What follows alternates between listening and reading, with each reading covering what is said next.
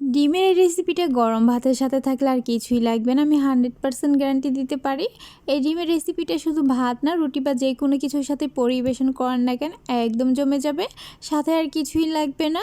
আর এই রেসিপিটা আমাদের কিচেনে থাকা অল্প কিছু উপকরণ দিয়ে খুব সহজেই তৈরি করে নেওয়া যায়, খেতেও হয় অনেক বেশি মজার।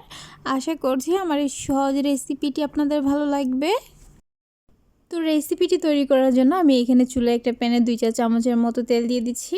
তারপর তেল কিছুটা গরম হয়ে যাওয়ার পর এর মধ্যে 1/2 চা চামচের মতো আস্ত জিরা দিয়ে চুলার আঁচ একদম লোতে রেখে 30 সেকেন্ডের মতো ভেজে নিব।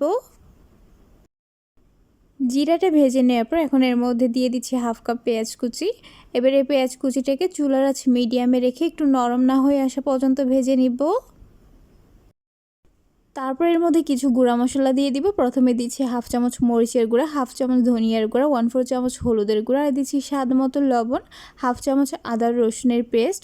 এবার হচ্ছে এই সবগুলো উপকরণ একসাথে ভালোভাবে মিশিয়ে নিয়ে এর মধ্যে সামান্য পানি দিয়ে মশলাগুলোকে কিছুক্ষণ কষিয়ে নিব। তো মশলাগুলো ভালোভাবে কষিয়ে নেওয়ার পর এখন এর মধ্যে দিয়ে দিচ্ছি 1/2 কাপ আগের থেকে কিউব করে কেটে রাখা টমেটো কুচি। এবার এই টমেটো কুচিটাকে সবগুলো উপকরণের সাথে একটু নেড়েচেড়ে ভালোভাবে মিশিয়ে নিব। তারপর এগুলোকে একটা ঢাকনা দিয়ে ঢেকে চুলার আঁচ একদম লোতে রেখে 2 থেকে 3 মিনিটের জন্য রেখে দিব।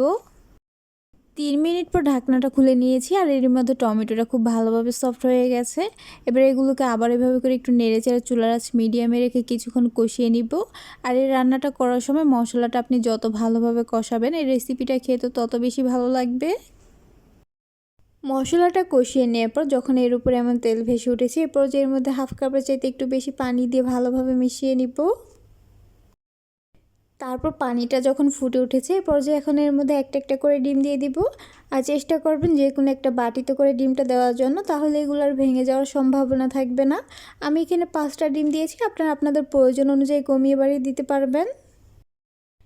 এখন এখানে 4 থেকে 5টার মতো কাঁচামরিচ দিয়ে দিচ্ছি, আর মরিচগুলো মাঝখান থেকে আমি একটু কেটে নিয়েছিলাম।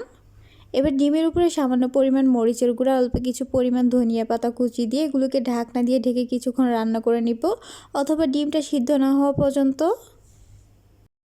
কিছুক্ষণ পর ঢাকনাটা খুলে নিয়েছি, এর মধ্যে পানিটা শুকিয়ে গেছে আর ডিমগুলো খুব ভালোভাবে সিদ্ধ হয়ে গেছে। এবার এগুলোকে চুলার থেকে নামিয়ে গরম গরম পরিবেশন করে শেয়ার করছি। ডিমের রেসিপিটা দেখতে যেমন লোভনীয় হয়েছে, খেতেও হয়েছে দারুণ মজার। এটা ভাত রুটি যেটার সাথে পরিবেশন করেন না কেন একদম জমে যাবে, সাথে আর কিছুই লাগবে না। আশা করছি আমার এই সহজ রেসিপিটি আপনাদের ভালো লেগেছে। ভালো লাগলে আমার পেজটা ফলো করার অনুরোধ রইল, তার সাথে আমার চ্যানেলটা সাবস্ক্রাইব করার। তাহলে আজ এ পর্যন্ত, আবার দেখা হবে নতুন কোনো এক রেসিপিতে। সে পর্যন্ত সবাই অনেক বেশি ভালো থাকবেন, সুস্থ থাকবেন। আল্লাহ হাফেজ।